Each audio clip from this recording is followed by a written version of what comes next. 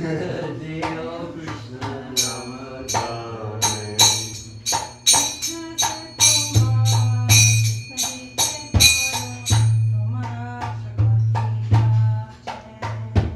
Krishna se tomara, Krishna kite paro, tomara kabira jai.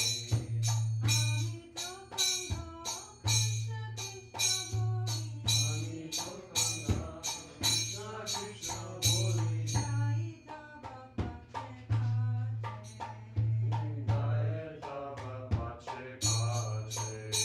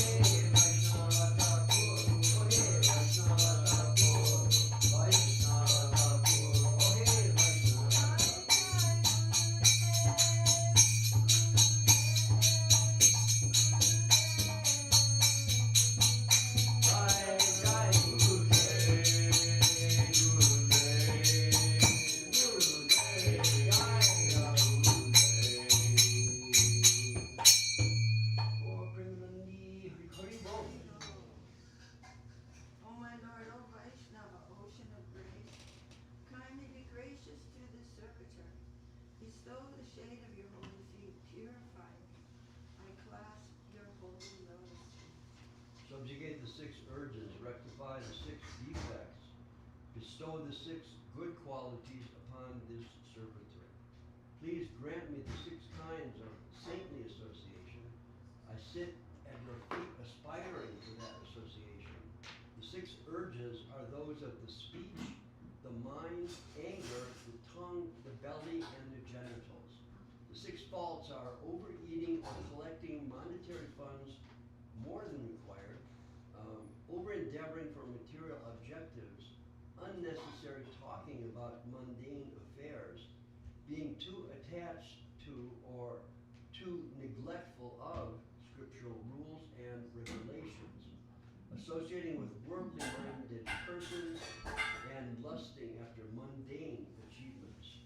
The six good qualities are enthusiasm, patience, confidence, the determination to perform activities favorable to devotional service, the resolution to abandon the association of non-devotees, and the discipline required to always follow in the footsteps of the predecessor acharyas.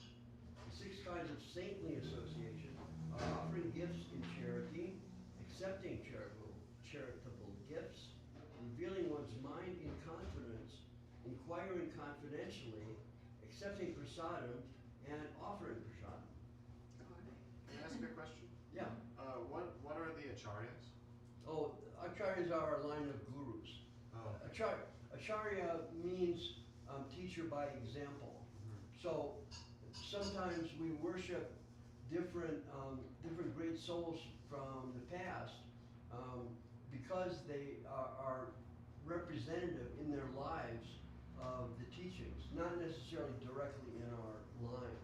We have a line of disciplic succession that comes from, it begins way at the beginning of time, but comes in this time, in this age, through Sri Chaitanya Mahaprabhu in India, and through the teachings that he conveyed, which were brought to the West by Srila A.C. Bhaktivedanta Swami Prabhupada.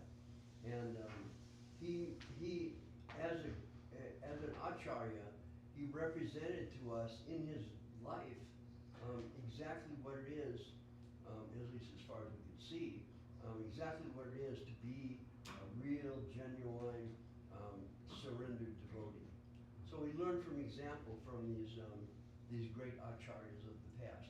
And you know, the more you come around, the more you'll pick up on names.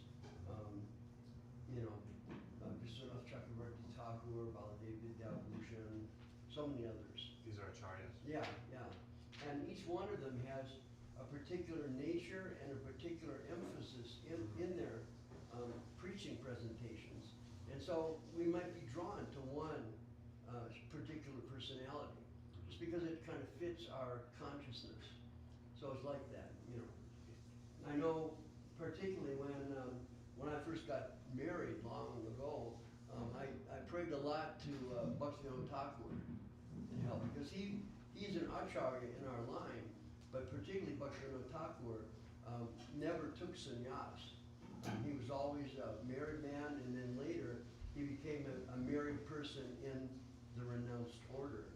But he was always, his focus was on that ashram, which means ashram, there's like brahmacharya ashram, which is the student ashram, grihastha ashram, the married ashram, vanaprastha ashram, which is the renunciation stage for married people, and then sannyas is the final stage that comes after the vanaprastha stage, where both the husband and wife kind of go off and renounce and focus their lives on preaching. So, do the acharyas have different paths of devotion, or is their devotion the same? well, I mean, there's not really different paths, but when you follow Krishna consciousness and the teachings of Lord Chaitanya and our gurus, you realize that every acharya has his own particular nature, and he's conveying things according to that nature. So you may be like inspired in one area with Srila Govinda Maharaj, another area Srila Sridhar Maharaj, another area Srila Prabhupada. And you know, sometimes it'll be helpful for us if we focus on like praying to a particular acharya to help us in like specific ways which we may perceive that they are particularly kind about or helpful about. So a lot of it, well, almost all of it, of course, is like inner perception and inner feeling. And that this kind of feeling develops. It's not like artificially imposed on our consciousness.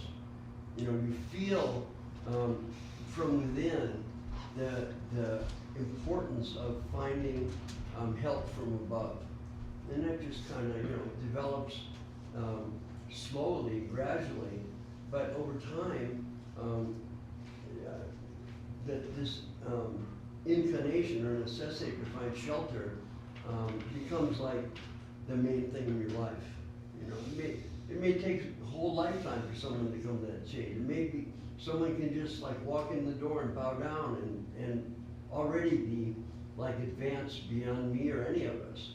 We just don't know. Everybody's pursuing Krishna consciousness in their own way.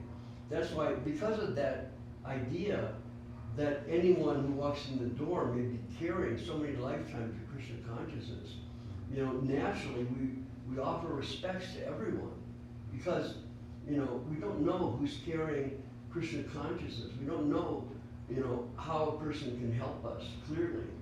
But, you know, my experience, and I'm sure almost all of our experience, is that, you know, people help in ways that maybe not so clearly seen or understood, but which later on, we come to see how, oh, that showed me a certain way to which to approach my devotional service, which otherwise I might not have known, so. Does everyone carry Krishna consciousness? Yeah, that's who we are. We're the soul, and the nature of the soul, the function of the soul, is to serve. And ultimately, the soul is connected with the highest service, which is like the Supreme Personality of Godhead, Krishna. But otherwise, the soul, according to its nature, follows so many avenues of trying to serve different things, like we were talking about before.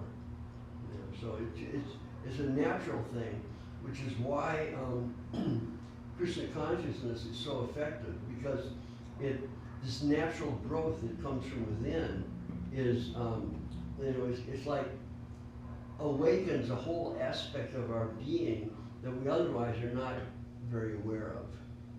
It just brings about a whole new life, a whole new way of seeing things. And it just, the wonderful thing is that this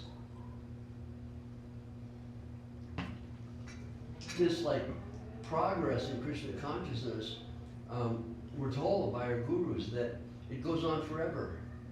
It does not level off at a certain stage and you're just like, oh, I made it or something. But it's like, it just keeps increasing forever. Because in the spiritual world, it's like that. Everyone is fully dedicated to Krishna's service, but everyone is growing and developing in love of Krishna based on their individual nature and also their connection and service to Krishna. So it's like we've been given a door through which we can pass to begin to live a life in the proper context of ourselves as eternal soul, and not just, oh, somehow I'm stuck in this material world, so I have to enjoy or get myself together as best I can. That naturally we have to maintain ourselves in the material world, but at the same time, we can't get caught up so much that we forget the importance of spiritual life. Is that helpful? Yes. Oh, do we have to keep reading? Yes, number 3. I can read it. Yeah, sure. On my own, I have no strength to chant the holy name in congregation. Kindly be pleased to bestow a drop of faith in my heart, giving me the treasure of Lord Krishna's name. Krishna is yours, you can give him. You have the power to do so. I, who am bereft, calling Krishna, Krishna, am running desperately behind you. Jai Shri Bhakti Thakur Ki Jai. But do you want to see if Sudarshan is coming? Thanks. I saw the car go by, but he might have had to go to do something. What does bereft mean? I can't remember. Does anyone know? It just means you don't have possession of that particular quality or goods or something. I'm bereft. I haven't.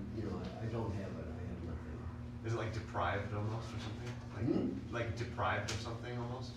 Almost, like yeah. missing something? But yeah, right, exactly. But we're the ones who deprive ourselves. Okay. Hey, Prabhu, can you give us some Maharaj? We're going to sing this song now. This is a special festival day today called Jagannath Yatra. And this type is really tiny. You probably won't have a problem. How are you with cartels? How are you, Dave? Do you play cartels?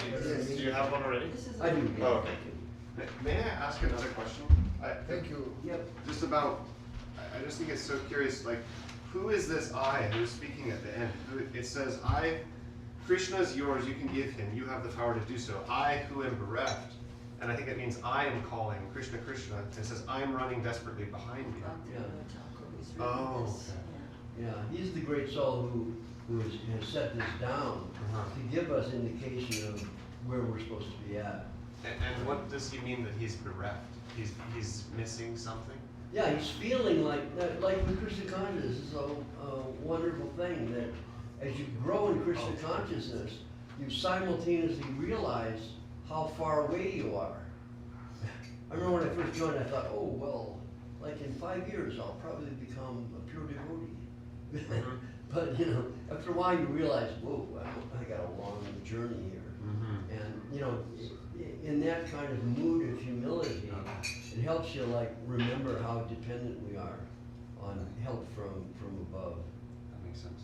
Myra, I remember one time you described it as like a full moon on a clear night, spiritual life, like you feel like you can reach out and grasp it, and then you feel like, okay, well, it can't be that far, and then you start really making the journey, and you realize, oh man, I'm Right. pretty messed up.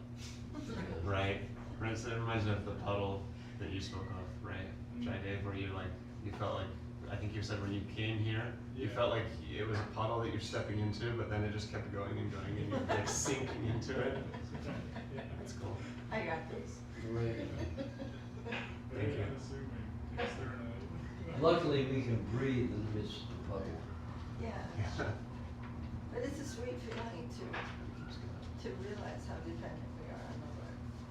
And I mean, it's a natural feeling. And Srila Bhaktivinoda Thakur, I mean, he's a completely great descending Vaishnava. He's not from this plane at all.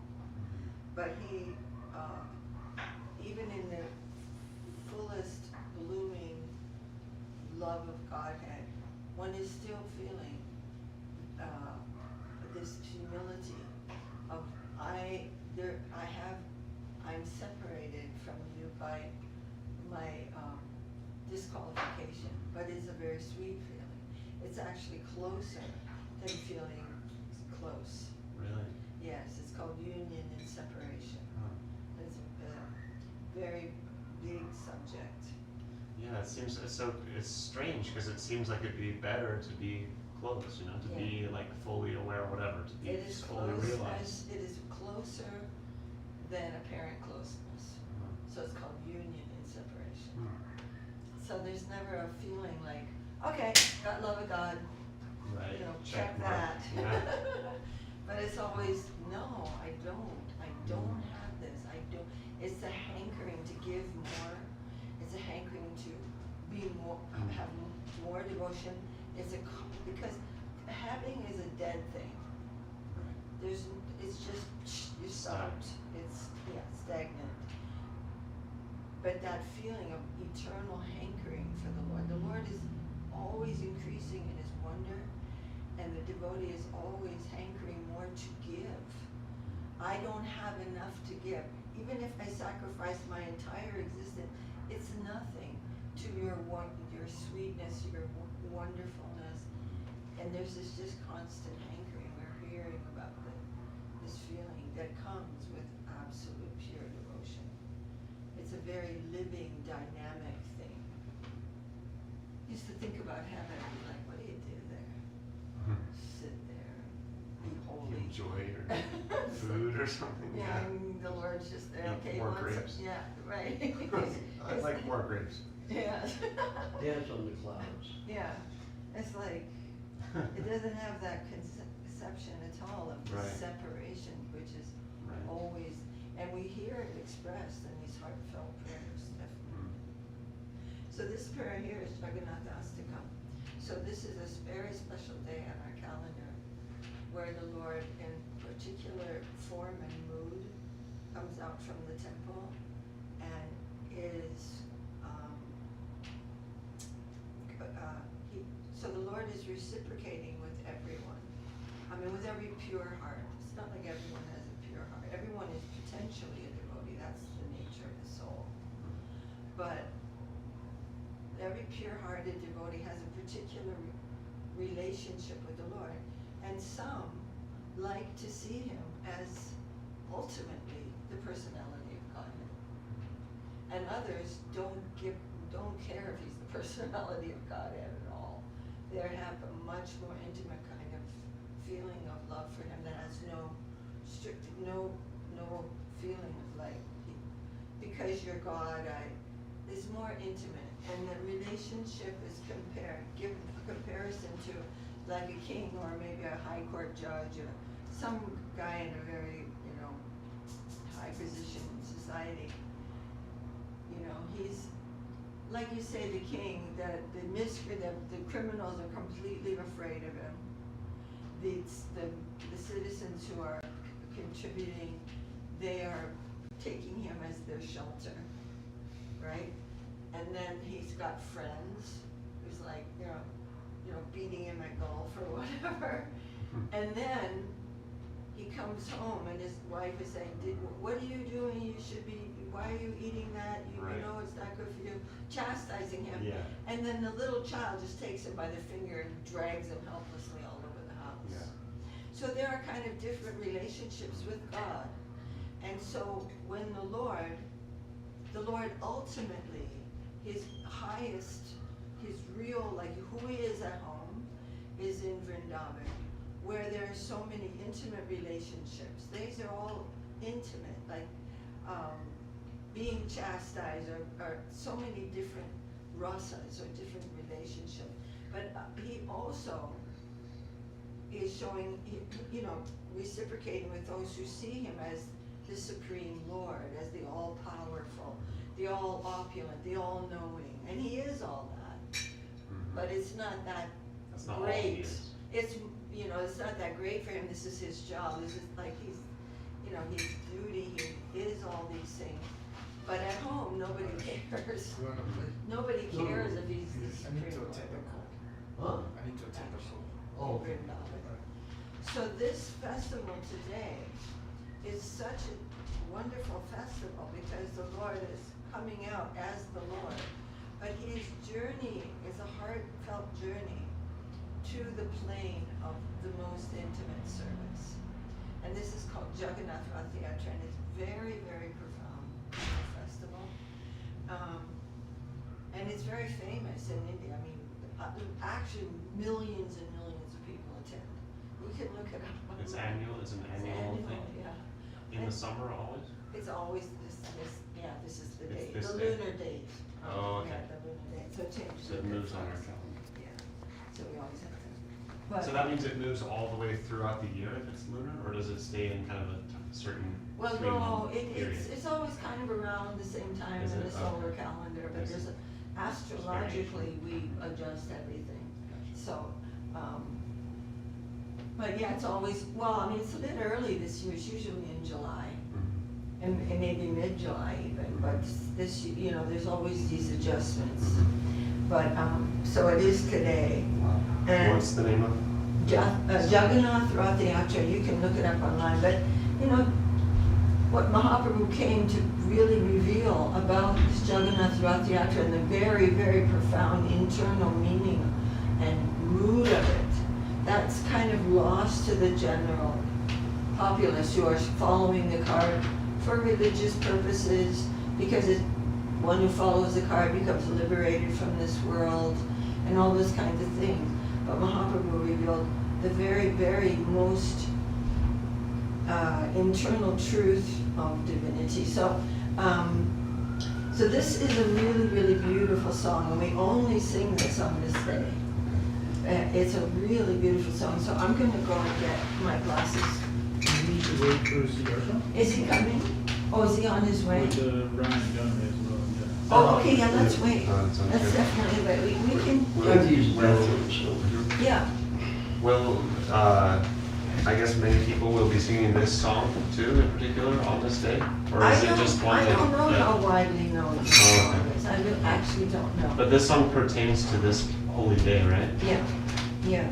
It's a very, this is kind of coming from Mahaprabhu himself. So the mystery of Mahaprabhu is very unique. For Krishna is saying in the Gita, Yada Yada Dhamasya Bhagavati Bharata. He's saying from time to time when things are all, like Maharaj was mentioning, in time, all the principles of religion become,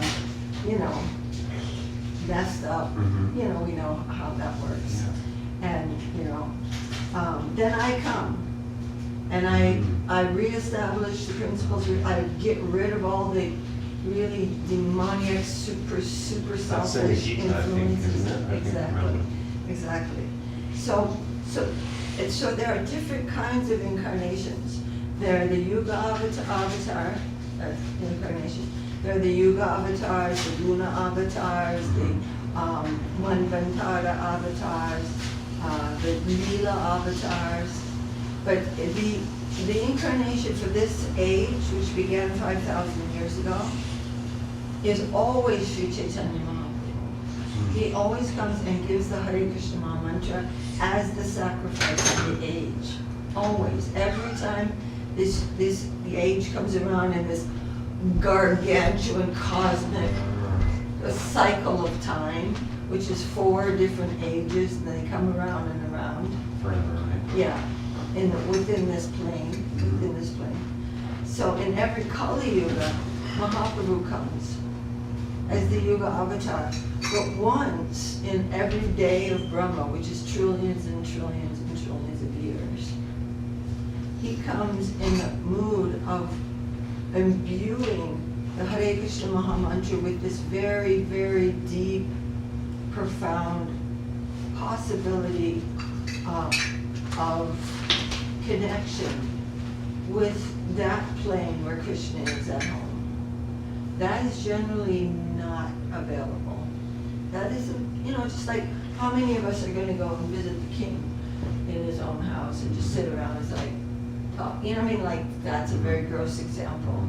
But that's not normally available even in the Veda, even in the scriptures.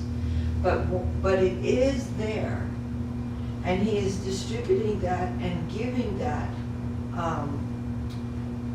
aspiration and possibility to all souls, doesn't matter who you are. He's not looking at anyone's qualification.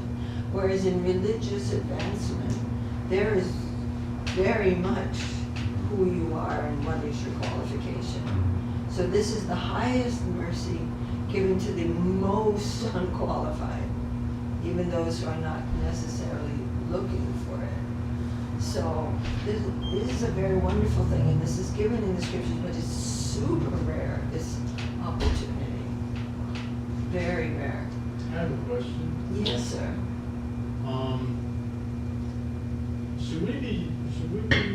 Are we trying to earn Krishna's favor? Is that something we should be focused on? Is that something we should be thinking about? Is that something we should be Yes, trying for? but in devotion. Mhm. Of course we want, earning Krishna's favor means, it's a very heartfelt thing. It's not like, yeah, I wore this tie and man, that guy was impressed. I got the account. It's like, it's not getting something from him. It's that his heart has been touched by our desire for anya vilasita shunyam jnana karma. That's Srila Rupa Goswami saying, you should hanker for that devotion which is not mixed in with what I'm going to get out of it at all. And not mixed in with, I'm going to know everything. Yeah. I got this. I'm going to know and understand everything. That's just madness. You can't understand the infinite. But what it is coming only in the mood that I want to surrender to you. What you are the absolute reality. That leaf is going this way and that leaf is going that way. That's infinitely significant because it is an expression of divine will, which is infinite. And now we have, we've boxed ourselves in this little I want this and I don't want that world. So we don't want to utilize him for any part of that mentality in any way. But to come into, Guru Maharaj says, dance in the wave of divine will through surrender. Through, yes, my Lord, you are bringing the circumstance to me. It is perfect for me. I cannot see that right now. I don't like this. But I know it is perfect and I bow down to you. It is good for me, my Lord. And practicing devotion, chanting the Hare Krishna Maha Mantras given by Mahaprabhu in this age, and going on. And then the Lord was naturally, it is natural for him to want to receive faith of that. It is our natural. Hey, Dandavat. Good. Alright. That is good. And, Good stuff. Yeah, well, So it's natural. oh, sorry. Yeah, it's a natural feeling, and the Lord is our Lord. It's not he's this other guy that we don't know, and then we'll try to get him to be the Yeah. Lord of my life. This is normal. We come from him. We're part of his divine energies. And he naturally is inclined to, he's never left us. Just think of all the attitudes we've had toward the Lord. Like, and he's never, ever left us. Yeah, but we want to come into a real natural feeling of devotion for him. He is nothing but sweetness, love, and that heart. We must also have that kind of heart. I mean, like realizing that hearing from our gurus and kind of internally realizing it also that this is what Krishna wants us to do. He wants us to become closer to him. So we work on it, like you said, not for our own benefit, but because this is what Krishna wants us to do. So we, in that kind of consciousness, we try to act. Like, not, I'm getting this, I'm getting that, but, oh, I'm a servant. This is what my Lord wants me to do, so I do that. So Guru Maharaj says, never do anything to attract the attention of anyone. Don't live a hypocritical life. So we have to understand the difference between the favor of the Lord, wanting the favor of the Lord, and ordinary materialistic dealings, which are completely duplicitous. There's no question of that in devotional Can I life. take some of these? Yeah, yes. So we were just gonna, is that okay? And then we'll see, cut it to Kevin. Oh, yeah, so, I did not get a chance to look at the, trying to like around all day today, I didn't look at the live stream. Today I read the whole 13th chapter of the Manjalila Oh, wow. of Mahaprabhu dancing in front, and it took me till 11 o'clock to read the whole thing, but it was so beautiful, unbelievable to read. Did you that. guys see the live stream? No, at all? I didn't at all. Oh. What was it? The live stream of the Today's, actual yeah. festival. Oh, in India? Yeah. Jagannath Puri, But it'll be posted, but we can see it tonight, but it is an incredible festival. yeah, it's well, it's actually finishing. But, a little late this morning. I looked last night, I got confused about the time, but it hadn't started yet. Yeah, I think it it's, started around midnight or something, 2 o'clock in the morning. Yeah, our time. Yeah. Yeah. Yeah, it's pretty amazing. 7.5 hours, is it? In India? Boy. The difference, yeah. No, it's at 13. Really? Yeah. I think he's one still thing in London. Yeah. It's about 12, well, it depends on daylight or not daylight time, but it's anywhere from 12 to 13 hours. Where's Ryan? That's probably just, huh? Do you have a paper, sir? Where'd she go? She went outside, I think she was. Oh, I wanna give the cartons to Ryan. You need the light on, I don't know. but you want the drum, right? Yes. Oh, would you like to give you that? Oh my god, this song Those are is a so little big beautiful. for me. Okay. You want the drum, right, Sue? Yeah.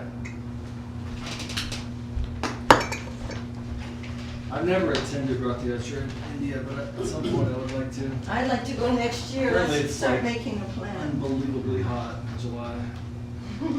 They have I bet it is, they have yeah. big hoses that they just hose Oh, over. man. But I mean, Is this festival near the ocean? Yes. Or not? So it's humid. It's and right, hot. it's right next to the ocean. Yeah. Wow. It's an You amazing get, place. you get relieving breezes every now and then, though. oh, I forgot the haircut. Would you mind giving me a small haircut? The mad elephant around the room.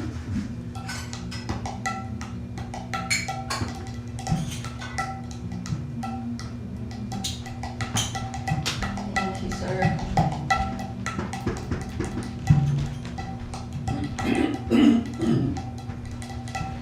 I would actually waiting for the two of you to get there. We were Oh. gonna sing earlier, and they were like, "Well, I think Jai said let's wait." Stop it. No, no, I'm just saying like it might be good to. Yeah, Where's the- I would like to wait for my person, but I mean. But she was here, where did she go? I think she took a phone call. Oh. So any other question while we're waiting? About Jagannath? The word natural, is this something I need to like convince myself of? What? Like devotional practice and life and stuff? Like, the word natural just strikes me, kind of, I'm just curious if you could elaborate on that aspect of it. Oh, how it's natural? Yeah. What are we So saying? we're like devotional relationship with the Lord. Yeah, yeah, and all that comes with that. Three, I mean, when we think of how did I come here, did I really arrange that? Did I arrange that I will meet my guru? Did Krishna not send that person? All these things are coming through affection, actually. But we're so mundane, and I mean, it's just our habit. We don't understand actual affection. Devotion is actually it's a mystery even in the Veda. So we're kind of in a, I don't know, I always think of that. There's that movie where that guy exchanged places, like a bum exchanged places with a rich guy. Trading places. Yeah, and then he's in the house and he's like stealing stuff, you know? Yeah, yeah. And He's invited. we're like that. We come to devotional practice, but we're still, trying to use the angles. We don't really understand that we've come to a plane of complete affection. That the whole environment is affectionate, actually. It's really a fact. But we have the disease of cynicism. And actually Vaishnavism is the opposite of cynicism. Guru Maharaj said, you must make your optimistic inside to meet the optimistic outside. It is all positive, all beautiful, all loving, all affectionate, all helpful. And we have to make our consciousness come to that plane through surrender and through meditating that this is all for you, my Lord. That environment may show something to us. It's just we've got like a shadow over our, just like if you met me and you've seen a lot of people wear white shirts that are thieves, you're just gonna see a thief in front of you, right? But after some time, you'll say, no, this person doesn't want to take anything from me. I mean, I'm just giving About myself you, a So I just, Yeah, you gotta watch out for those. yeah, thieves are like kind of tricky that way. No, but I'm just saying, it's just we've got to, we are thieves and we're seeing thieves. So we have to open up and try to remember this is such a beautiful expression of Guru Maharaj. Make your optimistic inside to come to meet the optimistic outside. This cynicism is a deep, dark hole of ignorance. So we all know what it feels like. So we are trying to be on the lookout for that. We're up in the lookout tower for cynicism. It's not truth at all. It reminds me of like when we're reading the Gita, Krishna says, like wherever your faith is directed, I will enhance that. Sooner you were saying like if you have faith, then money will bring you happiness. You'll look at the world and see so many money making opportunities. Or if you see like winning power by deception, then you'll like look at the world and see so many opportunities for deception. If that's how you're looking at the world, then that's really how you're imagining God to be. Exactly. So where is the material world? It's all in our own eye. It's not a thing. Guru Maharaj said Maya is an almost non-existent thing. It is Swarup Shakti that is really existent, the divine potency. But Maya is simply a misunderstanding of that. It's not that Maya is a thing, like this is a material thing because I can touch it. No, it's how I see it. It's my perception. Illusion is a subjective thing. It's not an objective thing. Illusion is subjective. So it is our eye which is creating the illusion of matter. Matter means it's for me. That's all it means. That's for me. And it shouldn't be like that because I don't like that. But something's wrong here. This ping pong table of I like it and I don't like it, we're the ping pong. And the mind is the table. Something like that. We're just being ping pong back and forth. I don't like it, I like it, I like it, I don't like it, I don't like it. But that's all, that's in our own eye. All right then. Karachit Kalindi. Oh, this song is so beautiful. Karachit kalindi tatavi dina sangita karavo.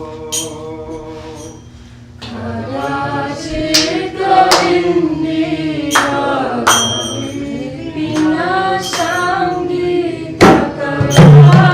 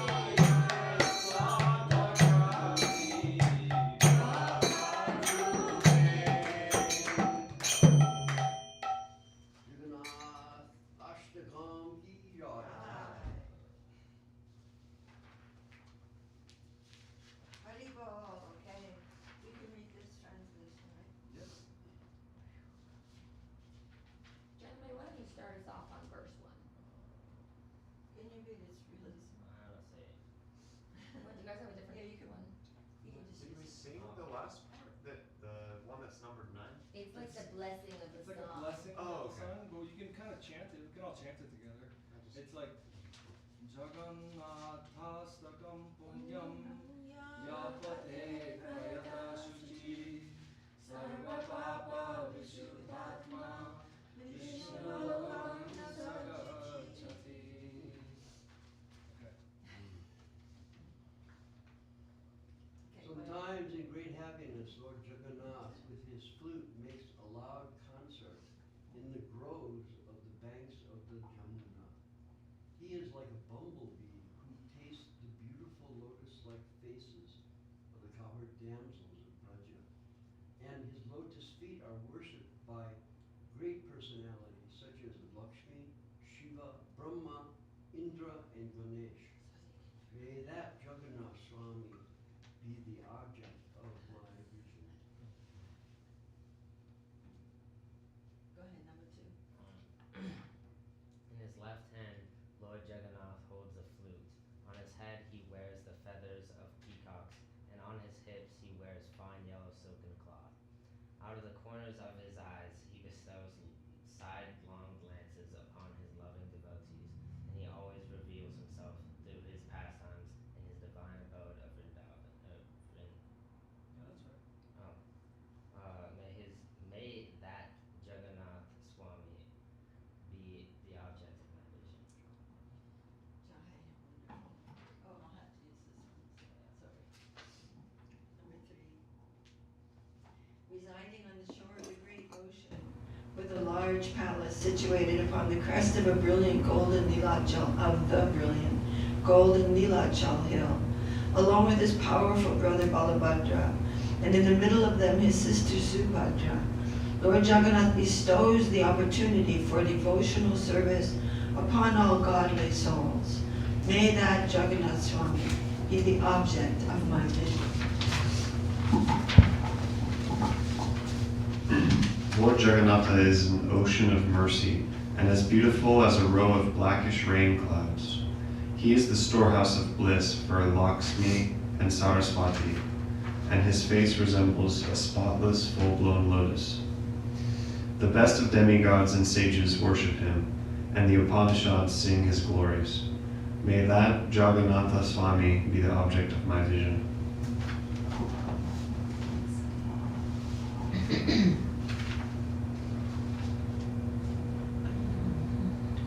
When Lord Jagannath moves along the road on his Rath Yatra car, at every step large assemblies of Brahmanas loudly chant prayers and sing songs for his pleasure.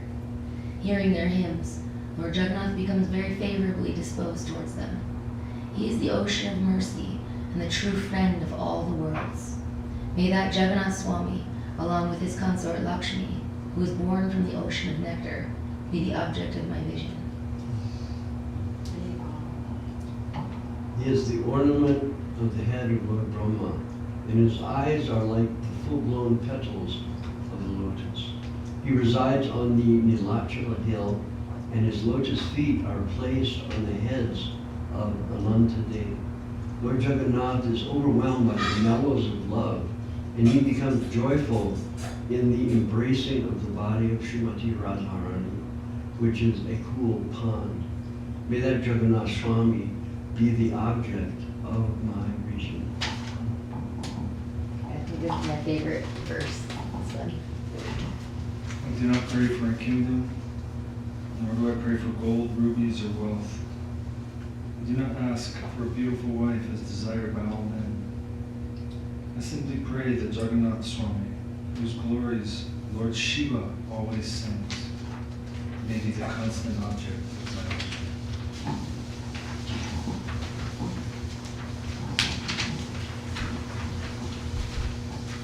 O Lord of the demigods, please quickly remove this useless material existence I am undergoing. O Lord of the Yadus, please destroy this vast ocean of sins which has no shore. Alas, this is certain, that Lord Jagannath's lotus feet are bestowed upon those who feel themselves fallen and have no shelter in this world but him. may that Jagannath Swami be the object of my vision. You want to just read the benediction there? I have to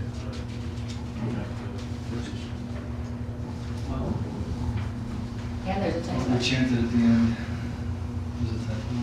Yeah, it says the self-retrained, but I'm assuming it's the self-restrained. The self-restrained, virtuous soul who recites these 8 verses, glorifying Lord Jagannath, becomes cleansed of all sins and duly proceeds to Lord Vishnu's abode. Jai Jagannath Swami ki Jai. Jai. Jai Baladev Subhadra Ji ki Jai.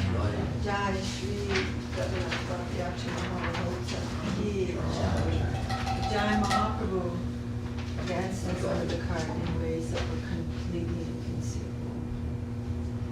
I remember, Srila Prabhupada told us that the Jagannath deities were his first deities. Oh, yeah. And given to him by his father. So when Prabhupada started temples, the first deities installed were always Jagannath, Subhadra, and Baladev. And so practically every temple we started and went to, these deities of Jagannath, Baladev, and Subhadra were always there. And particularly we would pray, at least me anyway, would pray to Baladev to give the strength to pursue Krishna consciousness in a full and proper way. And Baladev, even Prabhupada told us like that he will help us with the necessary strength in our devotional progress. I was going to say something else, I forgot. Just how that, and Lord Srila Prabhupada said that when he was a little child, he'd make a little cart, and he and his friends would pull that cart on Rath Yatra Day and have a little Rath Yatra when they were children. This was his play. His pulling Lord Jagannath in the cart. Inconceivable personality. And Prabhupada really encouraged all of us, all of the temples, to have Jagannath Rath Yatra. And we were first 1 or 2 times, I forget, in Chicago, we got Rath Yatra right down the main street of Chicago. What was it, State Street, I think, yeah. The main street of Chicago.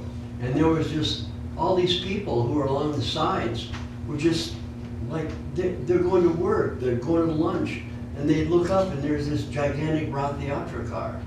It was just like, you could see how the unbelievable mercy of Jagannath is so powerful that he is reaching even into the center of, the biggest cities in the world. And, we get to participate in that. What an amazing thing that Lord Jagannath allows us to say these prayers to him, allows us to think about serving him, to meditate about serving him. The mercy of Jagannath is so wonderful and so deep. And all we have to do is just remember to turn to him, turn to him for his help. The help will always be there. Can I ask who is Lord Jagannath and why he's important? Yeah, you can. That's a good question. Let me see if I can pull up a picture on my phone. So he's a very mysterious incarnation or deity of the Lord, and is only really primarily worshipped in one temple in all of India, although there's little temples that also have the same. It's like very, very mysterious temple. To this day, it is the largest kitchen in the world. National Geographic did a special on them, the most preparations cooked in a kitchen, in any kitchen in the entire world to this day. And they have an absolutely unique style of worship, and the priests of that temple are traced back like tens of thousands of years. Their families Their are family lines are like literally. they're like going down worshiping for, Lord like, Jagannath. thousands They're of like, it's years. like just, and like the temple shape The temple itself is stone. It's not dateable. but it's, again, like always been there in like every history. Wow. So it's like ancient. Wow. And It's a very- Jagat means universe. Yeah. Sorry, I'll let you tell the story. Yeah, yeah. Jagat means universe and Natha means Lord. So Lord. Jagannatha means Lord of the universe. Lord of It's the universe. Krishna, in It's other like this words, he's coming in very, this very, particular very, form. very ancient practice and worship there. And they're very conservative there.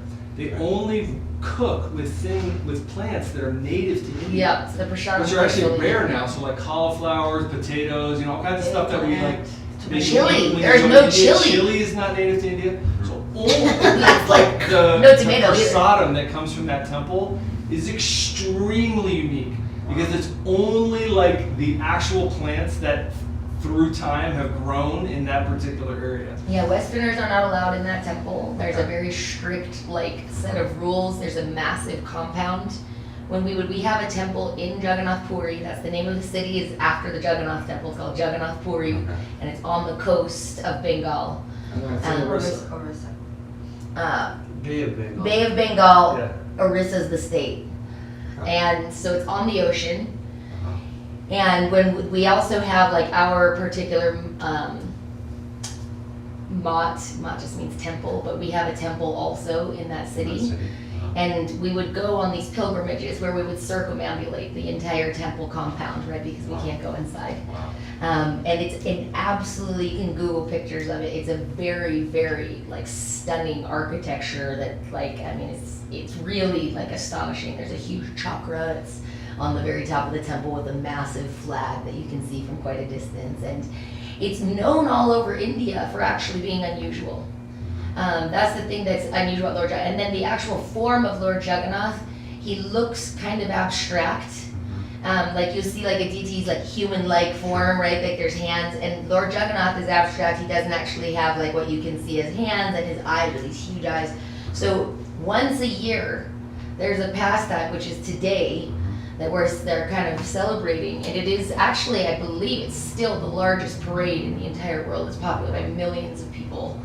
And the deity of Lord Jagannath, Lord Balaram is Lord Jagannath's brother, Lady Subhadra is Jagannath's sister. In a massive ceremony. And this ceremony is like wild. You can look it up on YouTube and stuff. Like they live stream it. The whole Indian government live streams the entire procession with like continuous coverage of the same. There are people in every square inch on every rooftop of this entire street. And then they're moving these massive deities. They're really large, like many people. And the carts take an entire year. They build a new cart every year. And it's they're family lines that build. You can actually go watch them. I had a friend who went and saw how they're like carving by hand in the old style with pegs. There's no nails used on anything. These ancient wooden carts. They're like the whole time, the whole thing is like this really amazing kind of festival. They take Lord Jagannath down to this cart, and there's a separate cart for Lord Balaram and a separate cart for Lady Subhadra, and they pull them in this massive procession. And there are so many millions of people. There's literally kirtan group after kirtan group after kirtan group, because you can't have more than like 200 people in one kirtan. It's that massive. It's like I'm talking about like India's population is something that in the West, unless you've been there, you can barely describe. Right. Like it's like you're on a rooftop like this, like it's just this amazing thing. So one really amazing thing is because Jagannath, even certain kinds of Indians can't go inside the Jagannath temple. Yeah. That festival has become very famous because it's where the Lord is coming out to see his devotees. Right, so there's a very like merciful, and then the name Jagannath, Lord of the Universe, is like this very all-encompassing, beautiful name. And so when Lord Jagannath came out and the British were first exposed to this unimaginably like wild ritual, that's where the name Juggernaut actually comes for, because it was just like, what's coming down this street? Really? Of like this like all seeing. That's so all funny because the different first forms. time I heard that name, I thought I heard Juggernaut too. Like it was days Yeah. ago, but I thought that sounds like Juggernaut. Yeah. I thought it was a coincidence. And there's That's tons. really There's, where the word That's comes from. hilarious. The British always kind of changed every. There's tons and tons of words, like the word tag in Bengali is actually the source of the English word thug. And like the word Punjabi is actually the source of the word pajamas because it's a long shirt, you know, like that you wear. And so there's so many words that are actually like coming from the east that just, or the word lucky, that's the easiest one. So goddess of fortune is the wife of Lord Jagannath, and her name is Lakshmi. But Bengalis don't say KS, they just don't say it. So they say K, lucky. And so the British kept on hearing like this term, oh, lucky. And so then the word lucky comes from goddess Lakshmi. who's Lakshmi means fortune. The goddess of good pronounce fortune. as lucky. And so the English word lucky comes from the Bengali pronunciation of Lakshmi. Lucky. Chanchali, so they also say Lady Luck. Lady Luck is so frivolous, she's so whimsical, she I've stays. heard that before. And That's so, kind of an English thing, and, isn't it? yeah, but Lakshmi Devi, her name is Chanchali. She changes She's her the mind a only lot. chaste to the Lord, and everyone else he might give you something. That's not that interested in sticking around to your little selfish life. But I wanted to just add something about Lord Jagannath. Lord Jagannath is the Lord of Dwarka, in that relationship of awe and reverence, and the Lord, you know, the Lord, the kingly Lord of the world. His name is the Lord of the universe. And yet, Lord Jagannath is so unique. His worship, although we can say there's 64 offerings of food every day, it's like constantly going on. It's like a train. Like you're saying, the Lord just gets you. Most press in the world. It's Yeah, so, it's and it's, you know, there's so much worship and bomb bells and Jews, so many wonderful, beautiful things going on there. Is, you know, but at the same time, Lord Jagannath's relationship with every soul is so informal. Like there were followers of Mahaprabhu, Haridas Thakur, Srila Rupa Goswami is the full head of our line. His conception, his reality, his blessings, his existence is the aspiration of every devotee. But he never entered the Jagannath temple because he had been working with the Muslim community for a very long time and he felt himself unworthy. And yet Lord Jagannath's full existence was always manifested in his heart. So this is the emphasis of internal service. And so there's a story, many stories about Lord Jagannath, very informal. Before that temple was built, like 1,000,000 years ago, before that he lived in the jungle with the Aboriginal person who had no regulation of life at all. And he loved them, and they loved him, but they had no religion. They were just jungle people. So this depth of sweetness of relationship with every living being is it's not a philosophy or a concept, it is him. It is his actual nature. And so there's so many histories, but one of them is, you know, the whole government of Orissa is centered on the service of Lord Jagannath. The king is the servant of Lord Jagannath.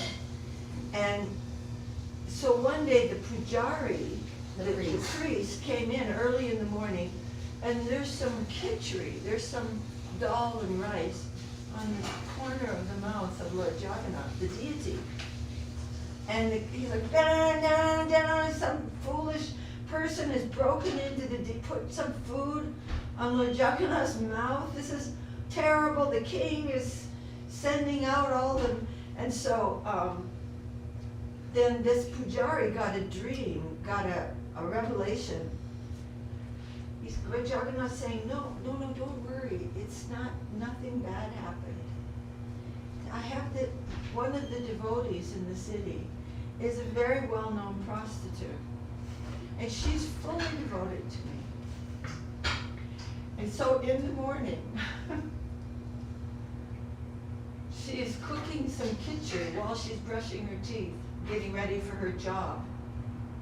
And this khichdi she's offering to me. No regulation. You don't brush your teeth while you're cooking for the Lord. You know, there's regulation. as she's cooking, and she's in a hurry, she's brushing her teeth and cooking this khichdi, and she's offering it to me. And I was eating it, but you came on time. I don't expect you to come on time. The pujaris were still, this time, that time, that time. And so I hadn't had a chance to wash my hands and mouth yet. So that, there's nothing wrong. But her khichdi I will always eat every morning. Because she's so devoted to it, and I love, so she's a prostitute. That's against the rules. You know, that's not civilized life. But that doesn't matter. What is essential is the heart. And so just, we're not supposed to judge the great souls by any kind of behavior. And Lord Jagannath is always, I'd like to tell a whole bunch of stories about Lord Jagannath. They're so beautiful. I was gonna ask about the pastimes. So actually, beautiful. yeah. Because what are the pastimes of this festival? Like, what are the pastimes that reoccur? It's kind of like, well, this is a really deep subject matter. Because it is all connected with Kurukshetra. Not the battle. Hey, gentlemen, can you speed time it up? of the Gita. Thank But you. Kurukshetra is a dharma kshetra, right? Were you saying something, Maharaj? No. So Yes. when all the inhabitants of Vrindavan, all the inhabitants of Dwarka and Mathura, all met on the battlefield of Kurukshetra, on the Dharma Kshetra. So the Braja Gopis are meeting with Krishna after a long separation. And Krishna, Jagannath, he's not looking like Jagannath, but he is the Lord of Dwarka. He's a supreme Lord. He's a kingly, he's showing himself in this mood for the pleasure and happiness of the Yadu dynasty. So he's coming, there are many elephants and clattering of chariots and so many ministers and so many things like this.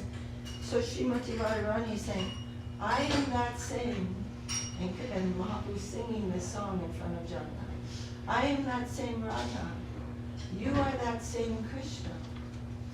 But I'm not happy here because Vrindavan is not here. So I want to take you home.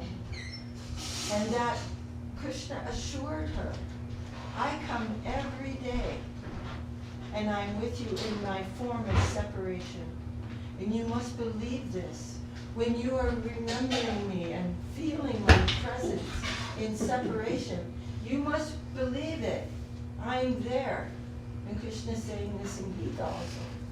So she knows that when she returns to Vrindavan, he is fully with her.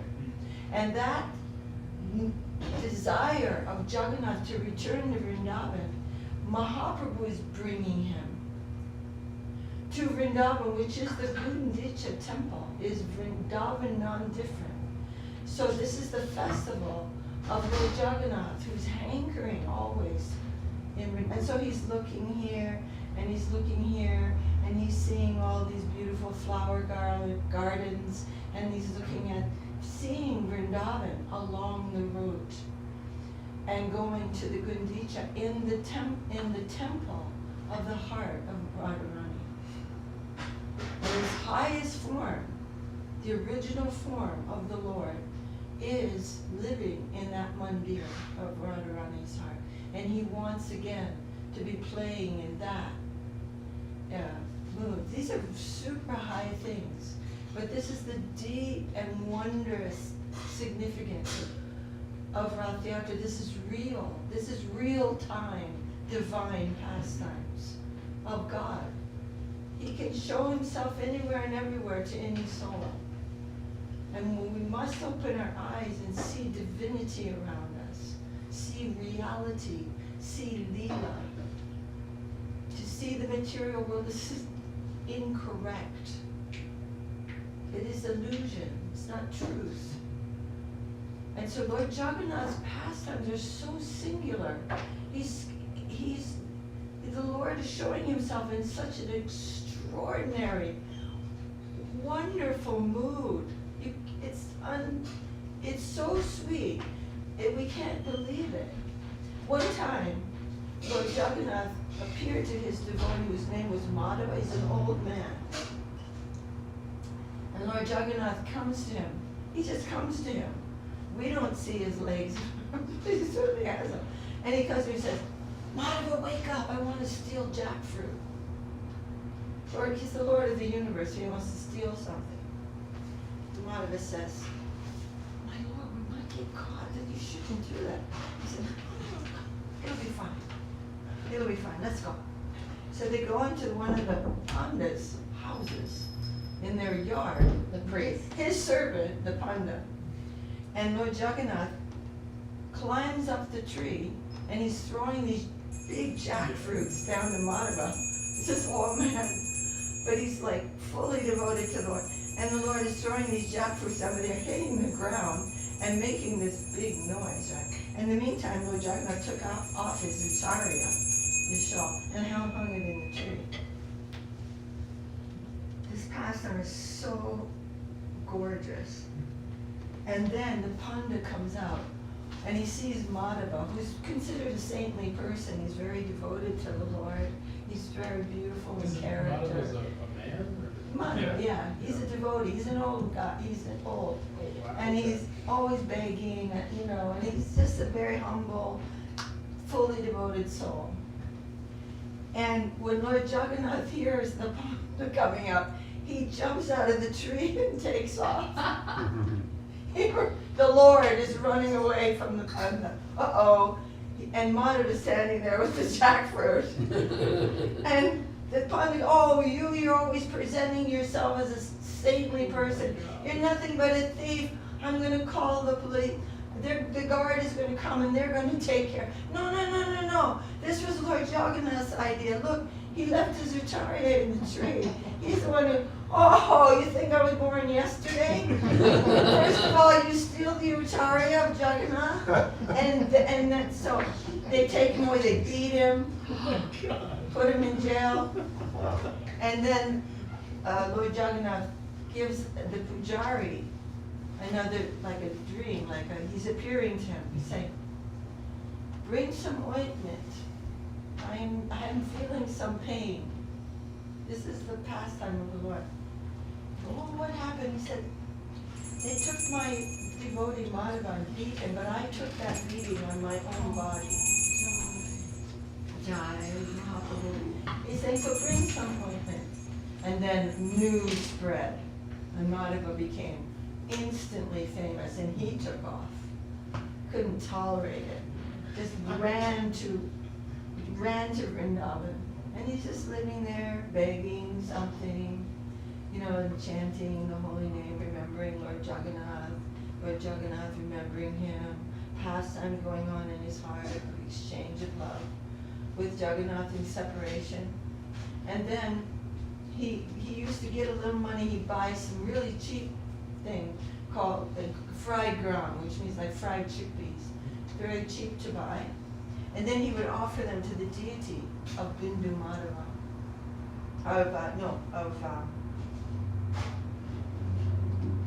Anyway, he offered them to the deity there in Vrindavan. And one day, the pujari of this deity was making his offering, but the deity wasn't taking it. And he was of a high quality type of devotee. He could see the Lord is not taking it. He felt very bad. He thought, oh, I'm not. My heart is like a stone. No wonder the Lord doesn't want to take my offering. He tried to cook again, the Lord wasn't taking anything. And then he began to fast. And the Lord came to him and said, so the Lord has two kinds of manifestations. One, he's there, and one, he's not there. So he's manifesting and he's saying, don't worry, no, it's not your fault. It's just that this Madhava, he keeps offering me fried chickpeas, and I cannot avoid his offering, and now I have indigestion. So these pastimes are so wondrous, and it's not like, you know, like the Greek myths where the gods are, you know, doing all these things. This is actually reality. He has relationships, but they're so high, they're so clean, they're so pure. and dignified and noble in their nature. And so he's exchanging, and that jita, that person who can never be conquered is fully conquered. He's offering me this. I'm eating all of this, and now I have no appetite at all. I cannot eat your eye. Anyway, all these wonderful things in the pastimes of Lord Jagannath. Maybe I. Very nice. So we're looking for this actually, and we're trying to get so much juice out of relationships in this world. Like, come on, let's face it. There's nothing to write home about. But that sweetness of the qualified heart in exchange with the Supreme Lord is not possible to describe. It's only we're given some kind of hint about this. You know that sentence from Guru Maharaj, he says like, reality is for itself and by itself, or for himself and by himself. He has his own sweet will. Right? Even like here, we can see like first there's Mahaprabhu on the altar, and there's Giriraj on the right in that small throne. The Lord can reveal himself to who he wants, when he wants, where he wants, in any kind of moment. And Jagannath is also kind of a mysterious aspect, where you're saying, because Guru Maharaj, like our teacher, he would say this very unusual word. He goes, Supreme Lord is the supreme autocrat. It's by his sweet will. You know, and like that's quite an intense, like, you know, sentence, right? He's like, for his own mysterious sweet will, and then everything's coming from that. And Lord Jagannath is so singular that he's celebrated all over the world and been quite the source of mystery to many people that are wondering, why are they doing these in this, why are they offering so many traditions in that temple are not in any other temple in India and not in any other geography in the world. I mean, it really is singular. And also the pastimes of Jagannath are like perfect examples. There's many of them.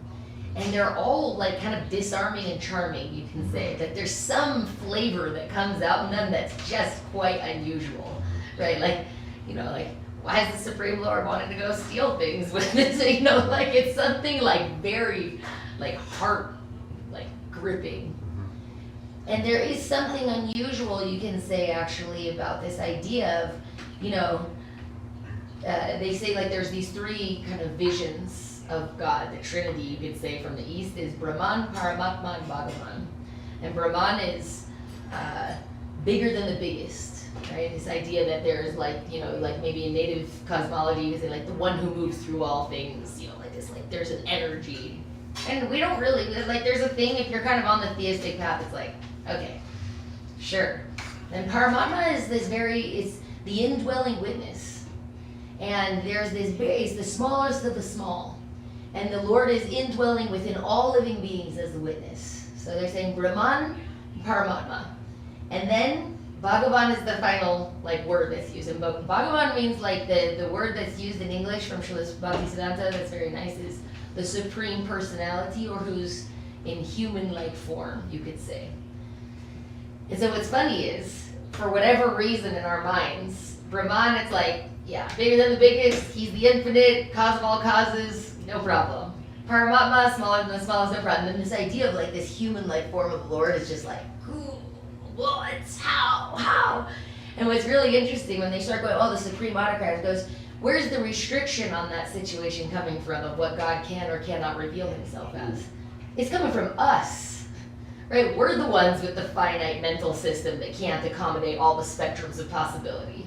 And it's very interesting to kind of start to go like, not only can God be the biggest of the big, and the smallest of the small indwelling witness, but also reveal himself in there's some nice sentence of Srila Maharaj, she said, like in full-blown color, you could say, in an actual moment in relationship.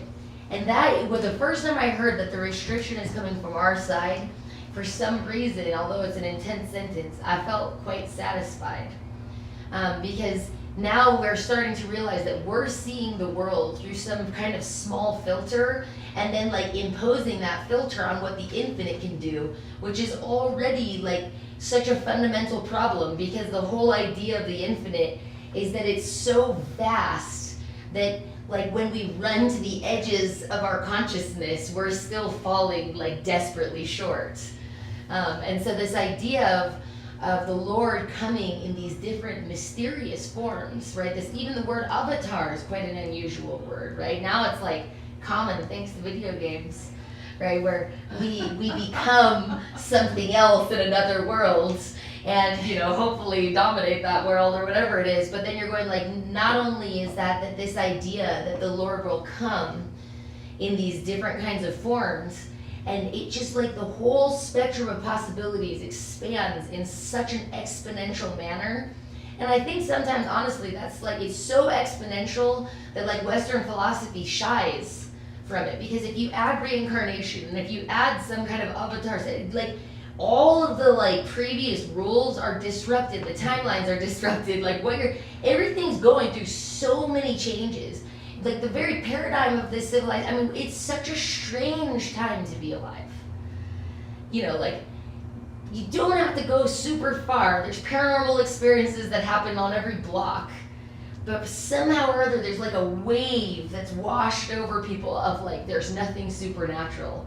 And like, certainly, if we're gonna say it's like, we kind of throw it away and try to forget as quickly as possible. And really, it's forget. Like, well, kind of uncomfy. Like, let's move on. Something I can't control.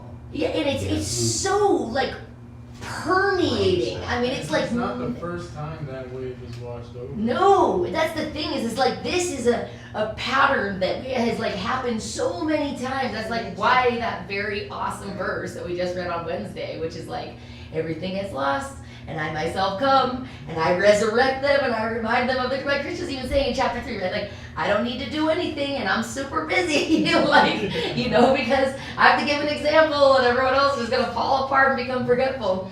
But it's like this, I find it so mesmerizing that like, despite all of these anomalies that we even experience in our own lives, it's such a like, AI auto-protect band-aid on this like civilization that it's just like, what to speak? We're just like, supernatural is not actually divine, right? Supernatural is just a subtle world necessary. And you're going like, how is it possible to become so forgetful that it becomes like our biggest conundrum of like whether something exists that's a little bit more than the surface of what we see. And so Lord Jagannath is like such a mystical, really we can say like mystical expansion of the Lord. And even for people that consider themselves like his full souled out devotees, you can say, he likes to disrupt things even for them, right? Even his own priests are like, you know, like not even seeing what he wants. And it's something about that that's so, right? Because we get so stuck in this idea of like, and then we worship God because we have to do it, and it's like that's what you're supposed to do, and you have to, it's just like, you think it's not fun? You think God doesn't have any fun, and it's like this lame thing that you have to do before you like cross over to die, like as we just wait for that moment, and you're just like, no. If he's the source of everything. Right. There's spontaneity somewhere too, right? Right. What about like the Spontaneity. And he's The having idea his of going own to heart. heaven and relaxing is not right. what's that? Say it So the again. idea of going to heaven and relaxing is like totally it's like God is not relaxing. God is like life to its absolute fullest in every dimension. And I remember one time I heard Ramar says, if you ever see the Lord, if he ever reveals himself to you, you're gonna be surprised. Like there's never gonna be an aspect where you're interacting with the Lord where it's just like, yeah, I know this one. It's like, no. Right. Yeah. Always progressing. And that's also like that theme that of separation. Because that separation is necessary in relationship. It's like, it is always progressing. There's always the necessity for giving more. That it's the feeling of the heart of a Vaishnava. He's always wanting more, so he's always feeling the separation. But that is the deepest union with the Lord is in that mood of separation. So what I'm saying is it's so dynamic, beyond that word can't even reach the kind of extraordinary thing which is called Leela, or the divine play of the Lord with his perfectly surrendered souls. not perfect. There's a quick Jagannath story that I always liked. There was a little old book when I was a child, which has been disappeared from my shelves, which is quite a tragedy. But there's like this little orange book, and each story is like kind of wild. But there was a story of a British captain with a massive boat, and he was on his way across the Indian Ocean, and a massive storm hit. And while that storm hit, then they saw some kind of like fish that was like almost like a monster from ages old, like some of them, the Temingula fish or something like these fish that don't exist, that was heading towards the boat, and the whole ship is getting just tossed like a matchstick, and the captain's thinking like, this is it. And as he's running past and the waves are hitting, there's this little Indian man who's worshiping these little deities of Lord Jagannath. On the ship? On the ship. He's like, what are you doing, sir? He goes, I'm worshiping the Lord of the universe. He's like, is your Lord of the universe like very powerful? You know, like, and he's like, he's the most powerful. He's like, you know, he's like, everything is under his vision, everything's under his purvey. Like, you know, he's like that. He goes, if this Lord, you put a prayer for me. He goes, if this Lord of the universe will protect us in the ship and save us, I'm transporting a massive bell, actually, that was commissioned by someone in England. And I will donate this bell to the Lord Jagannath Temple. And he goes, you tell your Lord. And then he goes, okay, like Sahib. It's just like white guy, you know, like, and he's just there crouched. And I think that one of the notes is that the captain of the ship, he noticed that that man was very peaceful. Everyone else was like kind of freaking out and screaming and having their last moments and thinking they were gonna die. And he was like, why are you so peaceful? That's what first kind of draws him into it. He's just sitting there quietly. Anyway, so then this Indian man, he starts to pray to Lord Jagannath, and he's like, oh, that's the captain. They really want to stay in the ship, I guess, you know. But you know what's best for everyone. And he says his prayers, and that fish that was heading towards them, at the very last moment before the boat, just like disappears, like goes under and goes away. And then the major part of the storm like abates, like mysteriously with no reason, and just stops, and all of a sudden this boat is kind of on calm water. And then the captain was like quite shocked. He did donate that bell, and it's a very old bell that's inside. But there's all these kinds of stories, like you just go like, okay, some even the British, because they're like kind of like, who are these people worshiping? Yeah. You know, like it's just like, whoa, like what's going on? And so I just I don't know, very unusual. There's all these like palm trees. It's like anytime we would go visit Puri when we were little, you would feel like the warmth of being on the coast versus being inland, which, I mean, it gets like 50 degrees in India, so it's not like cold, but there isn't any central heating, and there isn't glass on the windows in the ashram, so 50 degrees feels cold. And I do remember when I was like quite young, I was like 10 years old, I did actually go up into one of the priest's house compounds, which are like, you can walk, I mean, it's like a novel, fantasy novel, like these stairs that are going like this, and the walls are like this, and the rooms are all like this, and you can't tell what the floor plan is or anything, because it's like such ancient compound. And we went and spoke to one of the priests, and what I wasn't prepared for in any ways, he just looked at my face, and he like read my life, like he was like, oh, you're like this, and just from looking at my face. I was just like, oh, like, I didn't know, I thought I was just coming for some lunch. And like, so, they're very powerful. They're very, very powerful. They're like, you know, thousands of years of worshiping Lord Jagannath. It's like, kind of a happy thing in this dark time that there's still the Lord is being, like, worshipped by his deity. And worship, like you said, it's in spontaneity, even though there is, like you're saying, there is so much formality in some way. But in another way, it is extremely informal. The Pandits they're like, you know, they're not like, you know, they're like, There's some heart feeling they're for it. swearing, they're smoking, they're doing all this bad stuff. No priest is ever allowed to act like that. And Lord Jagannath loves that. But this has to be something of a qualification of heart. And it is the heart matter that is being emphasized. It's a wondrous thing. Jai. Jai, जय Jai. Jagannath की जय, रथ यात्रा महोत्सव की जय, जय। जगन्नाथ बलदेव सुभद्रा माई की जय। all the devotees की जय, Jai. जय Nick Root, Hare Hare.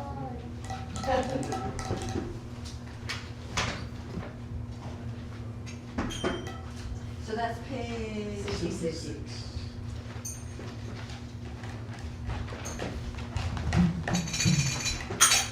Hariharaya Namah Krishna Yadavaya Namaha Hariharaya Namah Krishna Yadavaya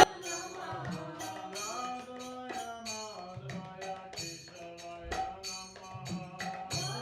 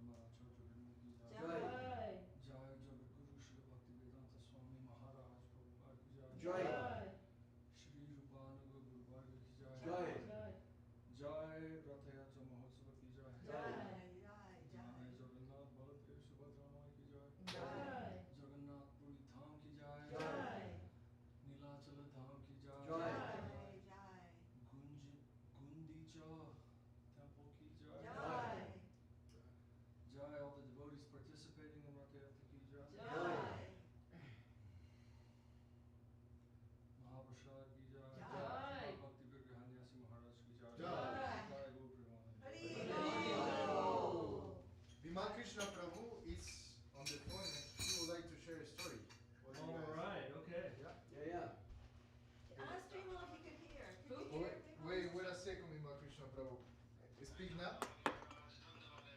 Dandavat, Bimal. Quick, I know you're all ready for Prasadam. I apologize for taking. No, this is just first course of Prasadam. I was just thinking of a time. I just wanted what you guys were talking about really is like inspired me to say this, but I was thinking about a time back when I was working with the kids out in the wilderness. I was out in the. Well, actually, we were up in the mountains at this time, but I was up there for like 6 days in a row, and it's when I first started going to the temple. So while I was up there, I'd have a little mini Bhagavad Gita I'd keep with me, and I'd read it.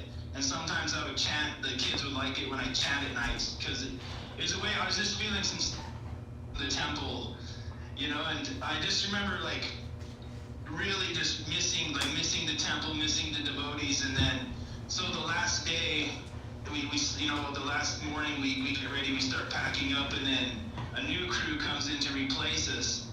And I just remember really having some separation, you know, just feeling that. But then one of the other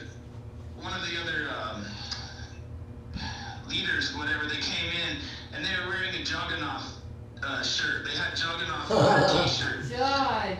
But for me, it was so. Like, it didn't mean anything to anybody else, but for me, it was like, here's Jagannath's coming, you know, and like, it was just such a like cool experience, just because I was having some separation and just, anyway, it was just like a special moment for myself. And you can think about, like, it all is consciousness, right? Like, we can think of it as some random event that just so happened, but for me, it was something different, you know, and Jai anyway, Jagannath. just an experience, yeah. Jai Jagannath, and happy to see you all tonight and be on the program with you all, and we miss you guys and are sending our love. Jai. If you give us a round of applause. Hey, man, I'll see you in like a little more than a week. All right, I'll let you all go so you can take Prasadam. My Dandavats, thank you so much. Love you guys. Haribol. Done. What'd you say, Sebastian, is coming in a week? Dandavat. We'll see him in a week. We're Go gonna in meet the and mail. go in the mail. Oh, Govinda Mela, of course. Wow, Govinda Mela. Oh my gosh, I forgot to buy a ticket. I was gonna ask you, are you thinking to go? Yeah. Do you have a place to stay? Of course, I'm sure.